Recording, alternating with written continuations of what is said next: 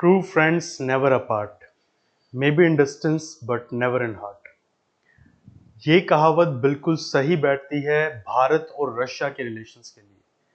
आज हम लोग बात करेंगे भारत और रशिया के होने वाले एनुअल समिट के बारे में, जिसके लिए प्रधानमंत्री मोदी आज निकलेंगे दिल्ली से और रवाना होंगे मॉस्को के लिए, जहां उनकी मुलाकात होगी रशिया के प्रेसिडेंट व्लादिमीर पुतिन से। अगर पिछले 50-60 सालों से भारत और रशिया के रिलेशंस को हम बहुत डेप्थ में डिस्कस करें तो लास्ट 60 इयर्स इन रिलेशंस के लिए सबसे ज्यादा गोल्डन पीरियड रहा है। भले ही अमेरिका से बढ़ती हुई भारत की दोस्ती इन रिलेशंस के ऊपर हमेशा सवाल उठाती है, पर कुछ भी हो जाए ये दोनों देश मदद के लिए हमेशा एक दूसरे के साथ रहते हैं। जब भी कोई मुसीबत आती है, कोई परेशानी होती है, दोनों देश हमेशा एक दूसरे के साथ नजर आते हैं। 1971 की वॉर थी तो रशिया हमारे सामने आया, हमारे साथ आया, हमारे लिए लड़ने के लिए तैयार हो गया। और जब रशिया और यूक्रेन की वॉर हुई तो भारत रशिया के साथ मजबूती से खड़ा रहा और रशिया से ऑयल परचेज करके उसकी इकोनॉमी को कोलैप्स होने से बचाया। आज हम लोग इस वीडियो में इन्हीं टॉपिक्स के ऊपर डिस्कशन करने वाले हैं।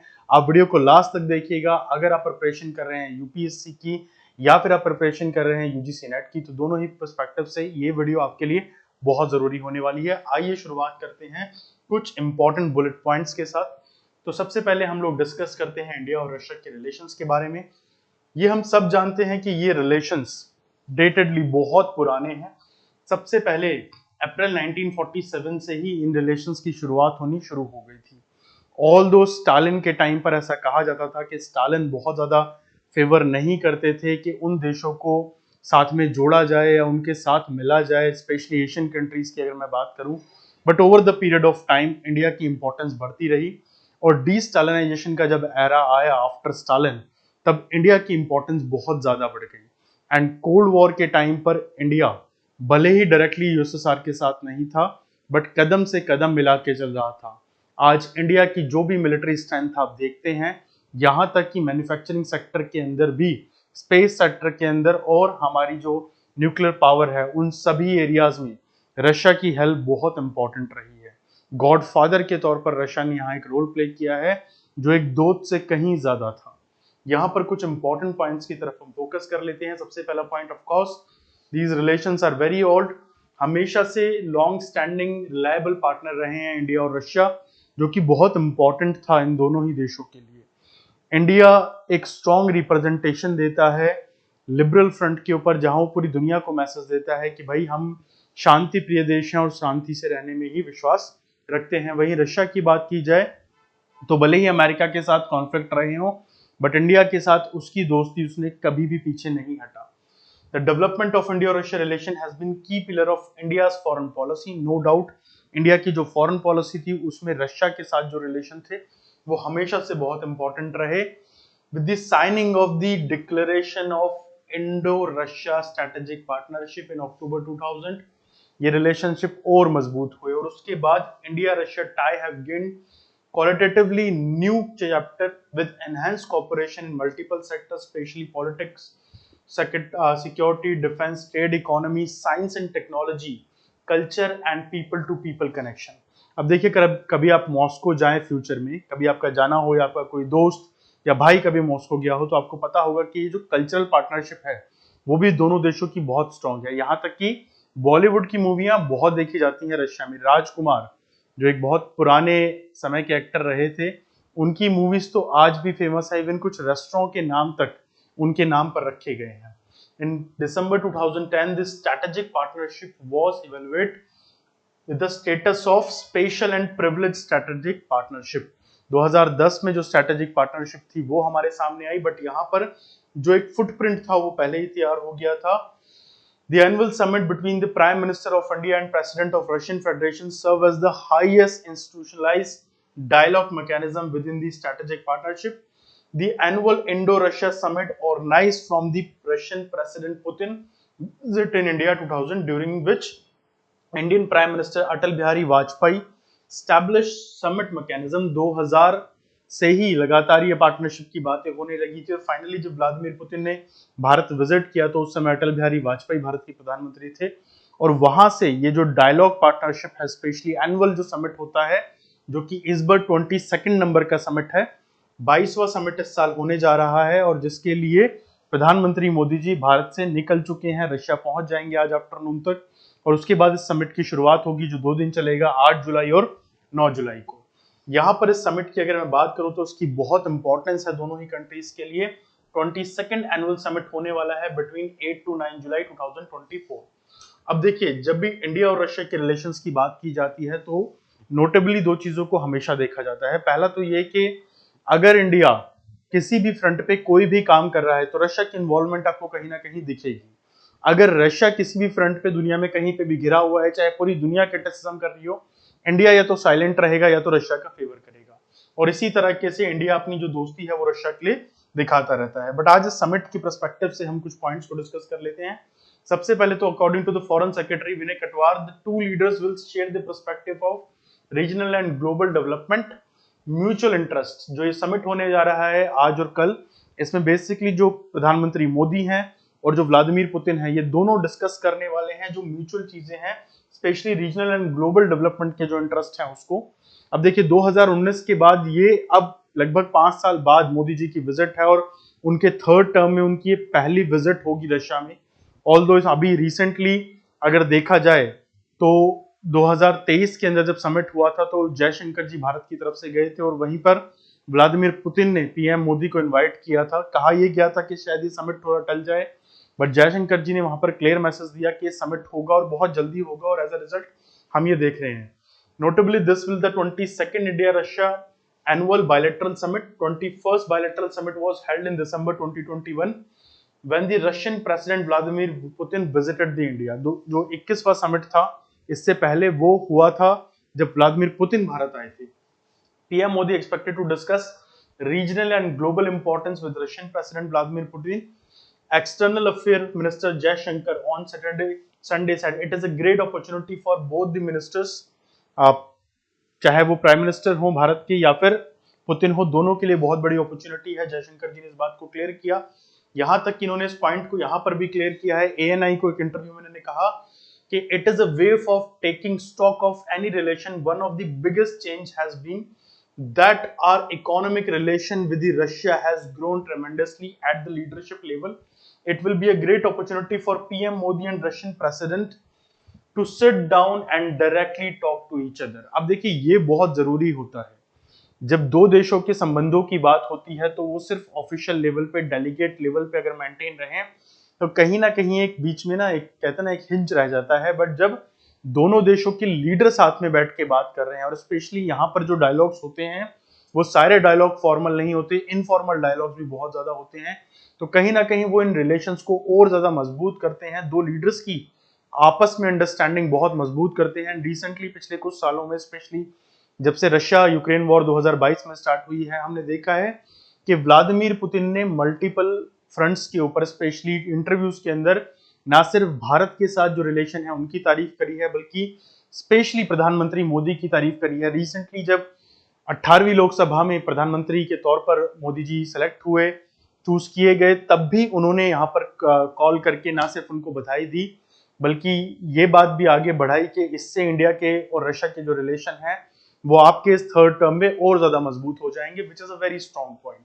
और ये रिसेंटली हमने देखा ही है कि प्रधानमंत्री मोदी इंडिविजुअल लेवल पे एक एंगेजमेंट को क्रिएट करते हैं लीडर्स के साथ। अब ऐसा नहीं है कि मोदी जी ऐसा करने वाले पहले हैं। अगर आप जवाहरलाल नेहरू जी का भी टेन्योर देखेंगे तो उनके साथ भी ये चीज दिखती थी कि इंडिविजुअल लेवल पे वो रिलेशंस को काफी मेंटेन करते थे। मोदी जी ने भी इस एक पर्टिकुलर जो एक चेन रही है उसको काफी आगे बढ़ाया। कोई भी दुनिया का लीडर हो, चाहे वो लगातार आप देखते हैं कि कहीं पर भी वो विजिट करते हैं, जो इंडिविजुअल लीडर्स हैं, जो कंट्री हेड्स हैं, उनके साथ उनकी एंगेजमेंट बहुत ज्यादा फ्रेंडली हमें देखने को मिलती है। अब यहां पर इस पर्टिकुलर समिट में देखते हैं major discussion including critical issues on the agenda of trade imbalance. अभी ट्रेड इम्बैलेंस का इशू लगातार चल रहा है, इसको लेके इंडिया और रशिया बात करना चाहते हैं कि ट्रेड इम्बैलेंस दूर हो दोनों कंट्रीज के बीच में। Despite a robust economic relation, there has been a significant disparities in import and export. India often importing more Russian than the export. This imbalance has been a precedent issues for the bilateral talk. एक लगातार चलने वाला issue है trade imbalance का, उसको दूर किया जाना है। स्पेशली करेंसी एक्सचेंज को लेकर भी काफी इश्यूज आते हैं, उस पर भी बात होनी है। न्यू दिल्ली फॉरेन सेक्रेटरी विनय मोहन कटवार said that the bilateral trade target was 25 billion set for the 2025 but has already been suppressed with the trade reaching the nearly 65 billion dollar between 2023 and 24। 25 तक 2025 तक टारगेट रखा गया था कि भाई 25 बिलियन डॉलर ट्रेड को ले जाया जाएगा, बट यहां पर जो फॉरेन सेक्रेटरी है उन्होंने सीधे तौर पर बताया है कि ये ट्रेड ऑलरेडी अभी 65 बिलियन डॉलर जा चुका है, which is a very great news. मतलब जो एक्सपेक्टेड टारगेट है उसके डबल से भी ज्यादा ये पहुंच चुका है। The summit will also evaluate bilateral engagement with grouping such as BRICS, Shanghai corporation organisation, G20, East Asia summit and United Nation. अब यूनाइटेड नेशन में तो लगातार रशिया इंडिया का फेवर करता ही है, जो परमानेंट सीट है सिक्योरिटी काउंसिल का, उसके अलावा जो बाकी एंगेजमेंट्स हैं, जो बाकी समिट्स हैं, वहां पर भी रशिया इंडिया का सपोर्ट करता हुआ हमें नजर आता है। रिसेंटली शंघाई कॉर्पोरेशन ऑर्गेनाइजेशन की मीटिंग अभी हुई है 4 जुलाई को, उसके ऊपर भी मैंने एक वीडियो को डाला है, लिंक में आप उसको जरूर देखिएगा। ये जो सारी कॉर्पोरेशन है ना सिर्फ इंडिया की एंगेजमेंट ग्लोबल लेवल पे बढ़ाती है, बल्कि इंडिया और रशिया के जो रिलेशन है, जो हेल्दी फ्रेंडली रिलेशन है, उनको भी दुनिया के आगे रखती है।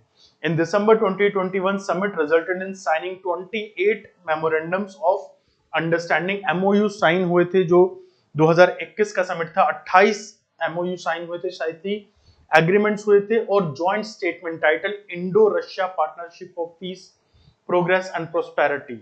यहाँ पे मैं इसको एक बार जरा क्लीन कर देता हूं आप लोगों के लिए। यहाँ पर देखिए 2021 में 28 जो मेमोरेंडम थे, MOUs थे, उसके अलावा India Russia partnership for piece, progress and prosperity also came as a joint statement। यहां देखिए ahead of summit Russia has approved a military logistic pact। Recently India और रशिया का मिलिट्री लॉजिस्टिक पैक्ट आया है, जो ऑलरेडी इंडिया का बहुत सारे देशों के साथ है, फ्रांस के साथ भी है।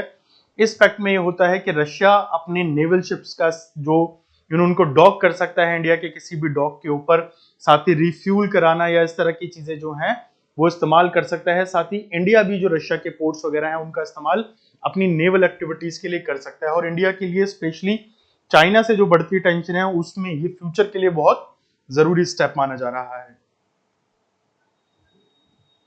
अब इसके कुछ लास्ट पॉइंट्स के ऊपर मैं फोकस कर लेता हूं। In the area of civil nuclear energy, Kondakulam nuclear power plant unit 1 and 2 have already become operational, and work in progress of unit 4 and 3 along with that 5 and 6। आपका जो Kudankulam nuclear reactor है तमिलनाडु में, जिसको Russia ने ही develop किया है, Russia की help से इंडिया ने एक्चुअली डेवलप किया है। ऑलरेडी इसकी first and second unit work में आ चुकी है। व्लादिमीर पुतिन खुद आए थे जब इन यूनिट्स को स्टार्ट किया गया था। Third, fourth and fifth, sixth future के लिए अभी इन पे काम चल रहा है। थर्ड फोर्थ भी बहुत जल्दी स्टार्ट हो जाएंगे, एंड जो फिफ्थ और सिक्स्थ यूनिट है ये इन फ्यूचर स्टार्ट की जाएगी। India Russia cooperation field a peaceful use of outer space, यहां पर भी जो हमारा गगनयान प्रोग्राम है, जहां पर इंडियन एस्ट्रोनॉट्स जाएंगे स्पेस में, उसको भी रशिया सपोर्ट कर रहा है।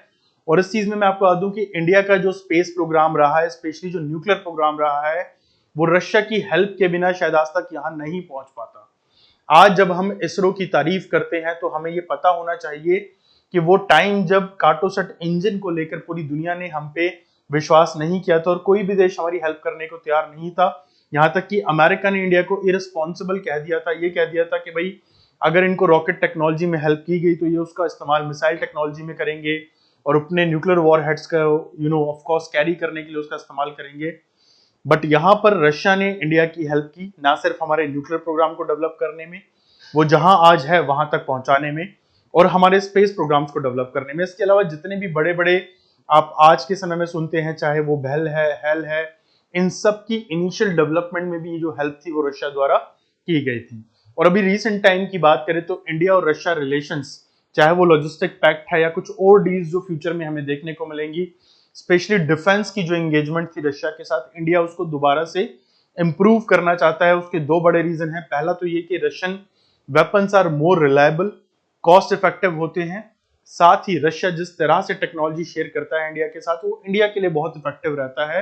एक बड़ी डील जो हमें फ्यूचर में सुनने को मिल सकती है वो चेकमेट Su-47 एयरक्राफ्ट जो है, उसका ही एक वर्जन है checkmate, which is a 6th generation aircraft. उसको हो सकता है इंडिया को दिया जाए रशिया की तरफ से। इंडिया उसको पिच कर रहा है लगातार। ऑल्दो 5th जनरेशन एयरक्राफ्ट की डील को लेके इंडिया और रशिया के बीच में जो टाइप्स थे वो बंद हो गए थे, क्लोज हो गए थे, बट अब 6th जनरेशन एयरक्राफ्ट की डील पे इंडिया और रशिया काफी समय से बात कर रहे हैं। तो हो सकता है कि एशिया के अंदर आफ्टर रशिया इंडिया वो दूसरी कंट्री बने जिसके पास 6th जनरेशन एयरक्राफ्ट हो सकता है। इसी तरह की और अपडेट्स के साथ आप नेट क्रैकर्स के लिए साथ जुड़े रहिए, और साथ ही हमारे ऑनलाइन कोर्सेज जो कि दिसंबर 2024 के एग्जाम को टारगेट कर रहे हैं, उनको आप ज्वाइन करने के लिए नीचे दिए गए हमारे नंबर पे कॉल या मैसेजेस कर सकते हैं। साथ ही आप हमारा टेलीग्राम ग्रुप ज्वाइन करना भी ना भूलें। धन्यवाद दोस्तों।